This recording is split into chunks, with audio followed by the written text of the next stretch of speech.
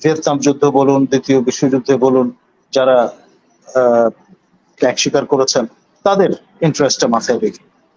কিন্তু main stream সেটা ওটা হতে পারে না।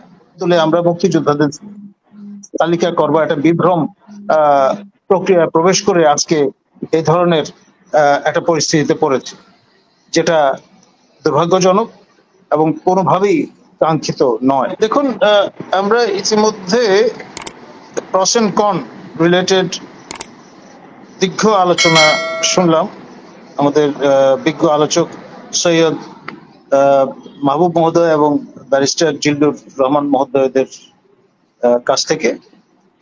এখন যে পয়েন্টগুলো তারা এখানে উপস্থাপন করেছেন সেগুলো অকাট্য, রিফিউট করার সুযোগ নেই। আমি যেটুকু বলবো সেটি হচ্ছে, যে ব্যবস্থাটি এ পর্যন্ত আমরা চালু রেখেছি সেটা ম্যারিট প্রোটেকশনের বিপরীতে একটি ব্যবস্থা, এবং আপনার ডেমোক্রেটিক রিপাবলিক অফ তিমুর লেস্টেতে তারা যুদ্ধ করে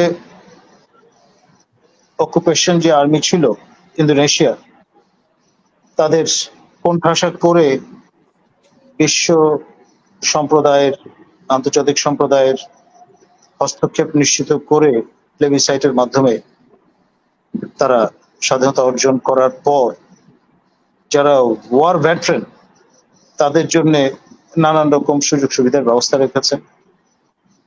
আমাদের এখানেও আমরা ৭১ পরবর্তীকালে সেই রকমের একটা স্পিরিট থেকেই এর লিগেসি এখন পর্যন্ত বহন করছি। মার্কিন যুক্তরাষ্ট্রে সিভিল সার্ভিসে মেরিট প্রোটেকশন বোর্ড আছে, তার পাশাপাশি আবার ভেটারেন প্রেফারেন্সেরও সুযোগ আছে। অর্থাৎ ভিয়েতনাম যুদ্ধ বলুন, দ্বিতীয় বিশ্বযুদ্ধে বলুন, যারা ত্যাগ স্বীকার করেছেন তাদের ইন্টারেস্টটা মাথায় রেখে। কিন্তু মেইন স্ট্রিম সেটা ওটা হতে পারে না কোনো কাউন্টে, কোনো চিন্তায়। এখন আপনি ১০০ ভাগের মধ্যে ৫৬ ভাগ যদি ওটার মধ্যেই সীমায়িত করে ফেলেন, তাহলে আপনার এর চেয়ে বড় আপনার ইনজাস্টিস আর কি হতে পারে। এই যুক্তির সপক্ষে আমরা পর্যাপ্ত ইতিমধ্যে আর্গুমেন্ট শুনেছি। আমি বরং প্রস্তাব করব ওটা অ্যাফার্মেটিভ অ্যাকশন পার্সপেক্টিভ থেকে আমাদের প্রতিবন্ধী যারা, তাদের জন্য 10% করে দেওয়া হোক 1%-এর স্থলে। আর আপনার মুক্তিযুদ্ধের যে চেতনা সেটা নিয়ে কেউ যাতে কোনো রকমের রাজনীতি না করতে পারে সে বিষয়টা নিয়েও আমাদের সতর্ক থাকতে হবে, এবং সেই জন্য একটা গ্র্যাজুয়ালিস্ট একটা অ্যাপ্রোচে এটাকে ক্রমে সীমায়িত করে একটা সময় টাইম ফ্রেমের মধ্যে নিয়ে এটা রেলেভেন্স একসময় থাকবে না এই বিবেচনা করে এটা বিতরণের ব্যবস্থা করা ভালো। ধন্যবাদ। আপনার কাছে আরেকটু জানতে চাই যে কোটার কারণেই কি মুক্তিযোদ্ধার সংখ্যা দিন দিন বাড়ছে কিনা? প্রকৃত মুক্তিযোদ্ধা যেই ছিল বা যে সংখ্যা আমরা এখন দেখতে পাচ্ছি, যে আপডেট গুলো দেখতে পাচ্ছি, এখন এই কোটার জন্যই তো মুক্তিযোদ্ধার সংখ্যা বাড়ছে বলে অনেকে মনে করেন। আপনি কি মনে করেন কিনা?